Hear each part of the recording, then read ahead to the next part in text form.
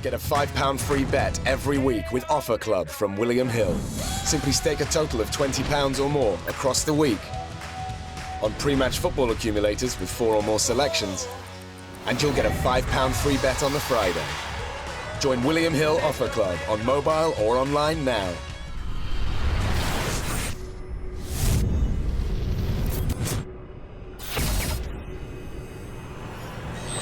This is KUGAN CASSIUS Rifle TV.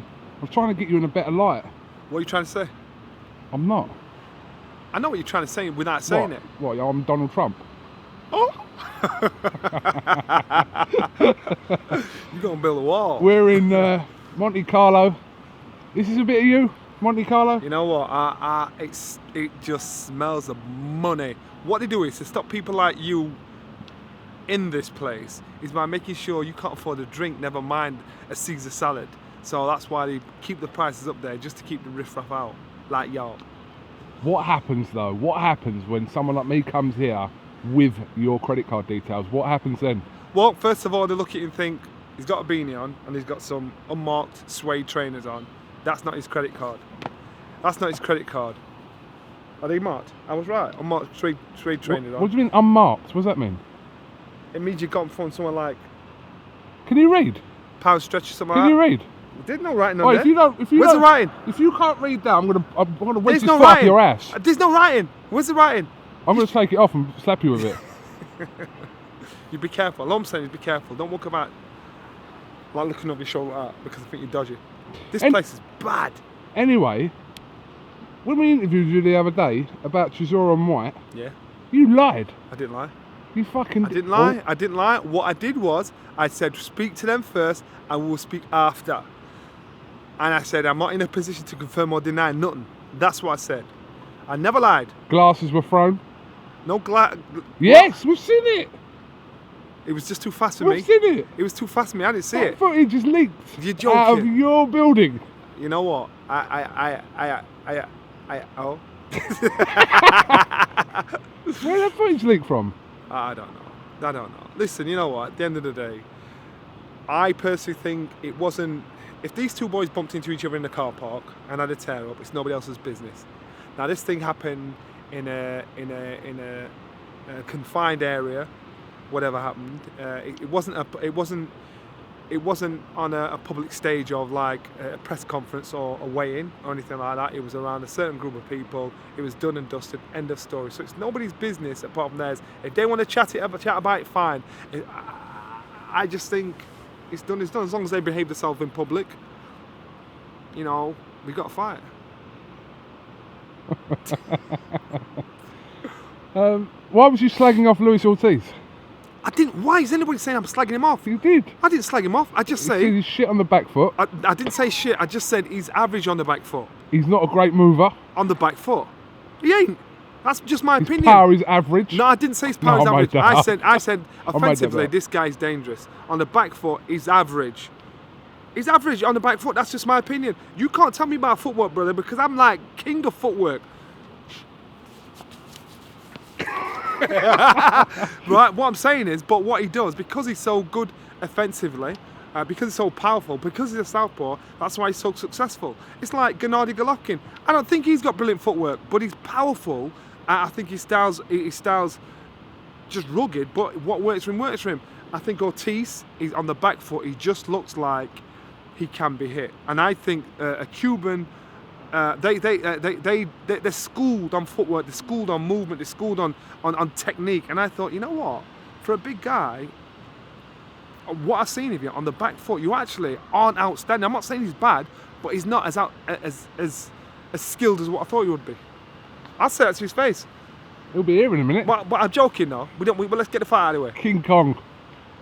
Make it rain on your ass. It's just, this is opinion. Listen, to be honest, I think don't think a lot of people have seen a lot of him, to be honest. Yeah. He's had, what, 24, 25 His fights? problem is because he is in that club where nobody wants to fight this guy because The Who Needs Me club? Yes, and the problem is he has to force himself into that position. He left Golden Boy to come to Matchroom, you know. So he's now with Matchroom fighting under Eddie. And good shout, Eddie, getting him in the mix, because you've got to keep this guy You've got to keep him tight. You've got to keep him locked down because eventually you never know. So would Joshua beat him? I wouldn't say Joshua can't beat him. I just say that's a tough fight for Joshua. And right now, if you can avoid putting Joshua with him now, do that. I wouldn't say he can't beat him because everybody I've doubted, Joshua's blasted out of the way. So I would say he can't beat him. What I'm saying is a tough fight. So you should avoid him now. A risk he doesn't need to have now. Okay. Would Hay beat him? Ortiz? Depends on what style he goes for. If he tries to box him like he boxed Valuev,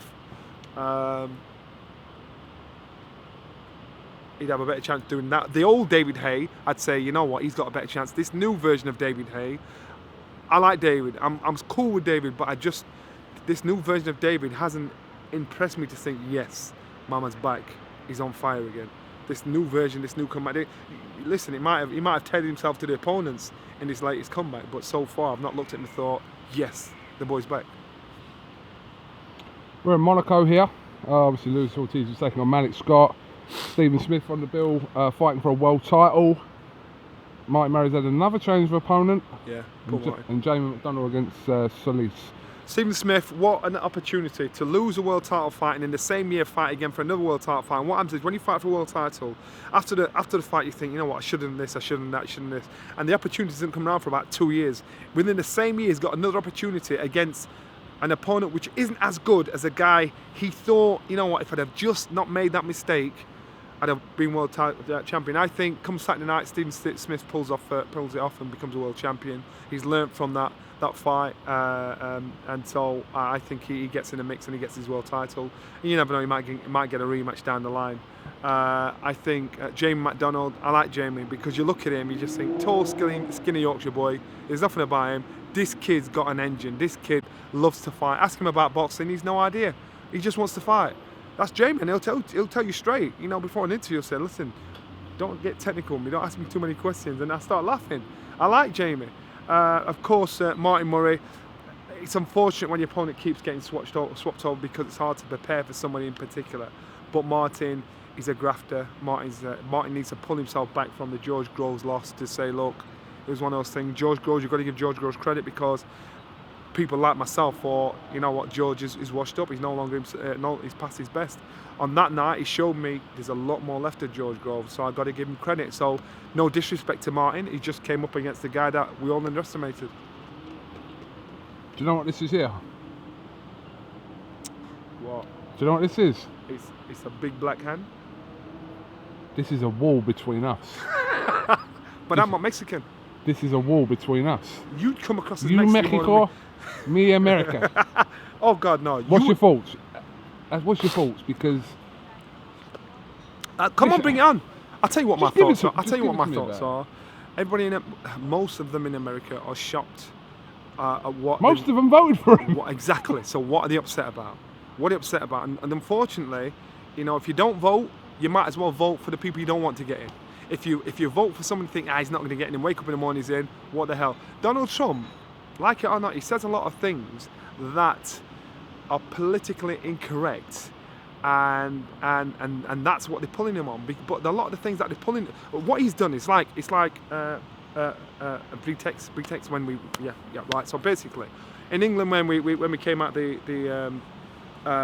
European market, right, what we did was the government didn't address the issue what the public wanted to address in, which was immigration. They didn't want to touch it, so they swerved around it. And what Donald Trump has done, he's bought into the fears of the Americans, and he's talked about it. He said some stuff that's pretty out there. You think, wow, what have you done? But he spoke about it and dealt with it. So you can't knock the man. You know, he's dealt with it head on. But what he said is not right. But people thought, you know what, this guy's going to do something about it. So what you've got is you've got a load of dumb people voting for somebody to put him in power of one of the most powerful countries in the world. Boys, it is the most powerful. Nah, Russia is. Don't mess with Russia, they'll take you out. They'll take you out. But isn't the president of America considered the most powerful man in the world? Well, think about it. It's often referred to as the most powerful person in the world is the American president. Yeah, if you look on an atlas, you look at look at America. They make America bigger than Africa. Africa's bigger than America. So they're just talking crap. They can say he's like the most powerful man in the world. I can say I'm the most powerful man in the world. Tell me to prove it. I can't prove it. Donald Trump, that's what we say, but it's not the case. It's the Russians that are the most powerful. They're just like, they don't want to play games. They don't run with you. If you mess with them, you're gone. They get strange, man. Right. I think Putin's going to be spending a lot of time around the Trump household, apparently. Yeah, you know what? You don't know what's. You and Trump have got something in common, actually. What's that then? Because he become president without any experience Oh my whatsoever. God, where you you going come with this? like one of the top sort of anchor people on anchor, not the other word, on Sky, again with nothing. Did you do like film school? Well, did you take a TV presenting course? I feel offended by what you've just said there, but I'm not taking it personal. And off camera, we'll talk about this. And I may refuse to do any more interviews with you in future if you put me in such a predicament. Donald Trump, what an idiot. But you know what? It's the Americans' fault. They voted for him. There you go. End of story. People have got to deal with it. You've got to put a certain amount of trust in because you ain't got a choice. Not us. Yeah, not us. It's not. Hey, don't affect us. Well, it could have some effect on us. It might have a positive effect. What is he talking about? Free trade? I can't get into all the politics, but I'm saying, you know what? This man's like, he's a maverick. He's doing his own thing. So. Well, Barack was your man, wasn't he? Yeah, man, Baraka. And now he's thinking, you know what? They can't say nothing about me because look who you've chose after me. Look who was before me. Bush was before me. You've got Trump after me. Hey, 44 presidents, and he was black. Reigned twice. Yeah, you got to give it. You got to give it to him. That's how we roll. It'd be the equivalent if Sky sacked you and got Honey G in to present the boxing. She's fit. What? What? Have you seen her? What? She's fit. I'm telling you now, Honey G. What are you talking about? You married man, you're disgusting. What? You make me Honey sick. G's fit. Have you seen her glasses now? She just swaggers down the street. She's just like a guy. Honey G. You're disgusting. You know you. I feel sorry for your wife. You know, Honey G. Come on. What? What was you saying earlier on? What was I saying? You said, would you? And I said, come on, man, don't be so gross. You're disgusting. You're disgusting. Look at you on the head. You're just that. nasty, man. You just said like that. You're nasty. That's disgusting. You know what? You bang Go out inside on. now. I like Honey G. Go inside. Honey G.